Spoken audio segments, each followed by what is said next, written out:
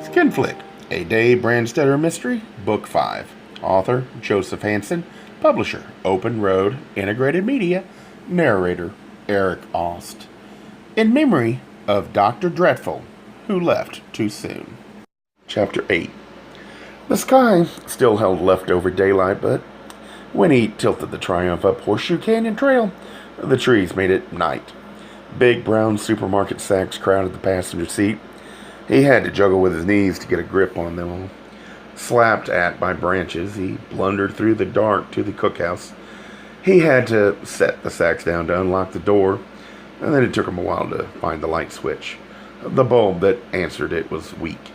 He brought in the sacks and set them on a sink counter of cracked white tile that Amanda had already condemned.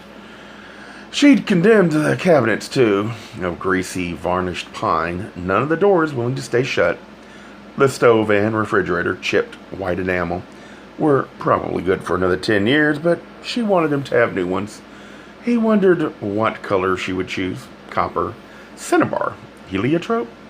He emptied the sacks, stocked cupboards and refrigerator, where the bulb was out, but the air was cold. He'd brought a plastic bag of ice cubes. He unwrapped a squat drink glass. He'd picked up 6 at the supermarket, dropped ice into it, and built a martini. He left it to chill, crossed the uneven terracotta-tiled courtyard, under beams from which vines hung in reaching tendrils. Drooping big white trumpet flowers to the third building were fencing masts and foils rusted on knotty pine walls. His stereo component sat on the dusty floor. He plugged them in and strung them together the day he hauled them up here from the rooms he'd shared with Doug above the gallery. Now he took the top album of the handiest stack and, without reading what it was, set the record on the turntable and started it going. The Mozart clarinet quintet. He turned up the volume, left the door open, and went back to the kitchen, the music trailing after him. He'd forgotten to buy a can opener, but one hung off a divider between windows over the sink.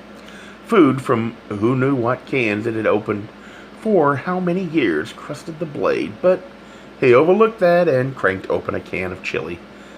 He dumped the contents into one of his new supermarket aluminum saucepans, and while it heated, shredded lettuce with a dull, shiny supermarket knife onto a supermarket plate. He chopped up half an onion, and there was no place to put the other half. He let it be, shaved strings from a block of creamy Monterey Jack cheese, and then sat on the floor with his back against loose cabinet doors, drank the martini, listened to the music, and smelled the chili heating. "You son of a bitch!" Johnny Delgado stood in the doorway. He needed a shave. His clothes needed changing, had needed changing for some days. With a lot more gray in it than Dave remembered, his hair was shaggy and hung in his eyes. They glittered black in the bad light of the kitchen. He was unsteady on his feet. He hung onto the doorframe and swayed. "You fucking vulture, perching in the trees, watching them tear me up, then coming down to feast off. Feast off the fucking carcass." Dave got to his feet. "I can hardly find this place by daylight." The chili was bubbling. He set down his glass, turned the fire low, and gave the chili a stir with a shiny new perforated cooking spoon. "And sober. What kind of guidance system have you got?" He cranked open coffee, rinsed out the sections of the drip maker he'd also brought from the supermarket, and used a yellow plastic scoop to put coffee into it. He filled a pan with water and set it on a burner. "They didn't tear you up, Johnny. You tore yourself up." "You took my job," Delgado said. "I didn't take it," Dave said. He got the lettuce out of the bin in the bottom of the fridge and shredded it another plateful and put the lettuce back. "You gave it back to Sequoia, and they didn't know what to do with it, so they're handing out pieces of it. The piece I got is what I'm told I do best, a murder case with everything wrong with it." "They never tried to get me." Delgado found a kitchen step stool and sat on it. "They've got my phone number." They had one. Dave poured the chili over the beds of lettuce. He had left that place. No forwarding address. He strewed handfuls of cheese, shavings on the chili, where it started to melt right away. "You also hadn't paid your bill in a while." He sprinkled on the chopped onion. They told Sequoia that. He stripped cellophane off a glossy box that held cheap stainless steel knives, forks, spoons. Each was in its own soft plastic sheath. He tore the sheaths off 2 forks, laid 1 fork on a plate, and held the plate out to Delgado. It made a poor impression. So, did the news that you were drunk all the time? Delgado made a face at the plate. I don't want that. What are you trying to do? Man, that takes balls. Steal somebody's job, then offer to feed him. I offer to feed you, Dave said, because you're a friend. You're a guest in my house. I've got the food, and you need something in your stomach besides bourbon. Eat it, Johnny, or I'll put it in your hair. He pushed the plate at Delgado, and Delgado grunted sourly and took it. He fumbled with the fork. This is a crazy place, he said. And that fact got it through escrow very fast. Dave stood at the counter and ate. I went over there. Delgado tilted his head. Where the music's coming from. What is that place? A man taught fencing there, Dave said. Eat. If I throw up, Delgado said, you deserve it. He filled his mouth. It opened. Chili dribbled down his chin. His eyes got big. Jesus, hot! Cold chili never did much for me, Dave said. Tilting the plate dangerously, Delgado got off the stool, kicked it aside, tore open the refrigerator door. Bottles of Dos Equis glittered on one of the wire shelves. He reached. Beer, yeah. Beer, no. Dave shut the door. He kicked the stool against the door and pushed Delgado down on it. The man gave off a stink of neglect. David had never seen him in any shirt but the white, short-sleeved kind with a tie. The tie had vanished, and the shirt collar was greasy. You eat now. Here's water. If you have to wash it down. He dumped out the last of his martini, rinsed the glass, filled it, pushed it at Delgado, who was staring at the bottles of bourbon, scotch, and gin on the counter. Dave passed the glass in front of Delgado's eyes. Drink! Delgado waved a hand. He ducked his head over the plate and began shoveling down the chili. Take the fuck away. I hate the goddamn stuff. I'll eat. How do I get into situations like this? Running around trying to find people to blame for the shambles you're in, Dave said. And nobody else wants to blame any more than you do. Marie, Delgado said with his mouth full. She gets the blame, he laughed harshly, spraying chili, onions, cheese. Why not? She got everything else. House, car, bank account. Let her have the blame. He pawed at the food stains on his shirt, his trousers. Christ, I look like a goddamn wino. He got off the stool and set the plate on the counter, shakily so that it rattled. It was still half full. He looked into Dave's eyes. Don't shove food down me, okay? Just leave me the hell alone. I didn't come to your house. The water in the pan bubbled.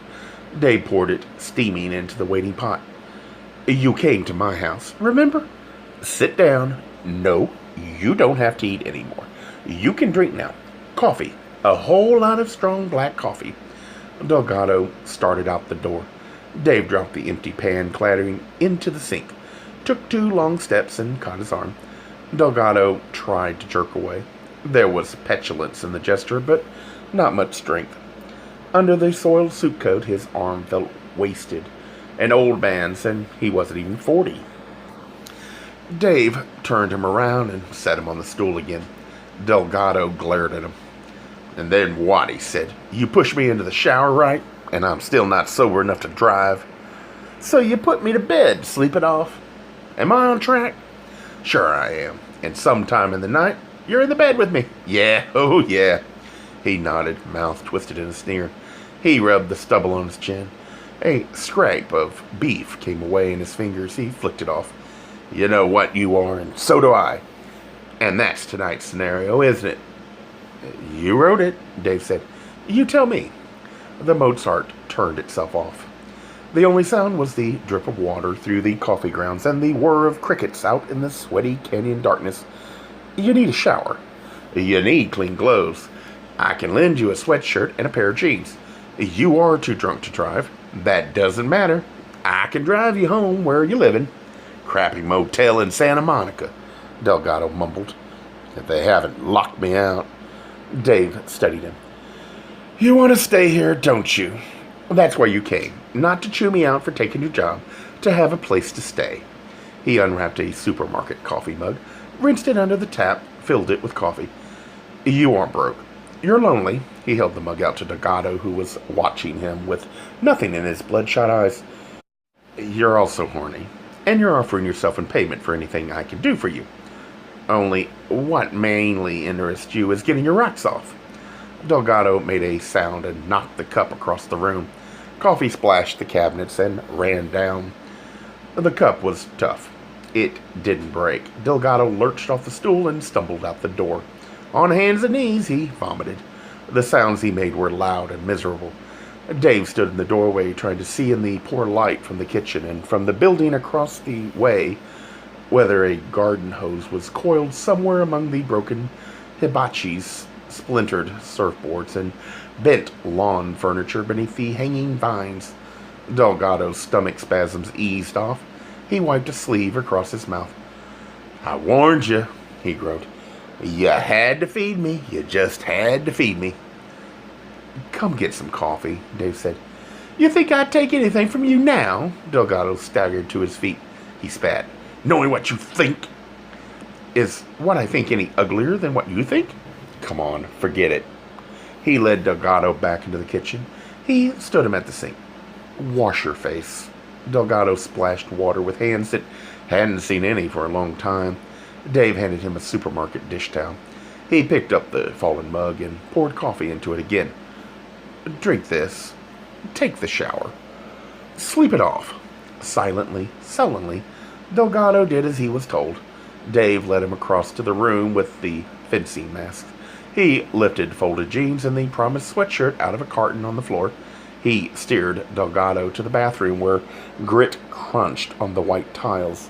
He shut the door on Delgado, and while the shower splashed, he set up the steel frame, lowered onto it the box spring that had been leaning against the wall. The mattress, he lifted sheets and blankets from other cartons and made up the bed. The shower ceased. "Don't try to shave tonight," Dave said. "Tomorrow." He took a blanket for himself, left the building, closed the door behind him.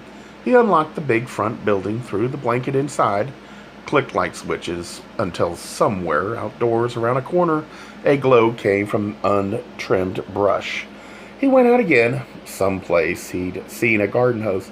He went toward the light, shoes crackling, dried oak leaves and eucalyptus seed pods. The smell of the eucalyptus was strong in the night heat. He found the hose. He prowled for a connection. He screwed the hose to it and turned the tap handle and got a lot of hard spray in his face. He dragged the hose around the house corner and reached the mess Delgado had made, and using his thumb to increase the force of the water, washed the vomit off the tiles into the uttered earth under the shrubs. "The Midnight Gardener," somebody said. Dave turned. He knew the figure, slight, trim, the overgrown grounds, light behind him, haloing gray hair. It was Doug, whom he'd lived with for 3 years and didn't live with anymore. "Right around to your left," he said. "Is the turn it off for me?" Doug stepped into shadow and gave a yelp that said the leaky connection had doused him. The hose quit running and Dave dropped it. Doug came to him. He wore a safari jacket of crushed linen with the cuffs turned back. He was brushing water off it. Dave asked, "What brings you here? Did Christian fling himself into a volcano?" "I wanted to see if you were all right," Doug said. The door of the building where the fencing mask hung opened. Delgado stood there in the fresh clothes. The light behind him shone off his wet hair. "Listen," he said, "I want to thank you. I feel a hell of a lot better." "You sound better," Dave said. "There's a carton of medicine chest stuff on the bathroom floor. Take some aspirin. It might ward off a headache in the morning." "I hate taking your bed," Delgado saw. Doug and jerked. "Oh, hell! Who's that?" "Never mind me," Doug said. "Just carry on as if I hadn't come." "Obviously, I shouldn't have." Oh, Christ, Delgado said. Dave, I'm sorry. Nothing to be sorry for, Dave said. Sleep well. Delgado hesitated, then turned, slump-shouldered, went back inside and shut the door. You can still surprise me, Doug said. You want some coffee? Dave said. Gay Mysteries audiobooks. I think it is easy to hate a label, but a face humanizes the word. So this effort is twofold. To offer comfort to those like myself that your world didn't end because you don't fit into the view of acceptable society on both sides. And in hopes of helping those with family that are LGBTQ, that it doesn't mean we are aliens from the child they once knew. Reassure them so they can maybe be supportive at the same time, being true to their values.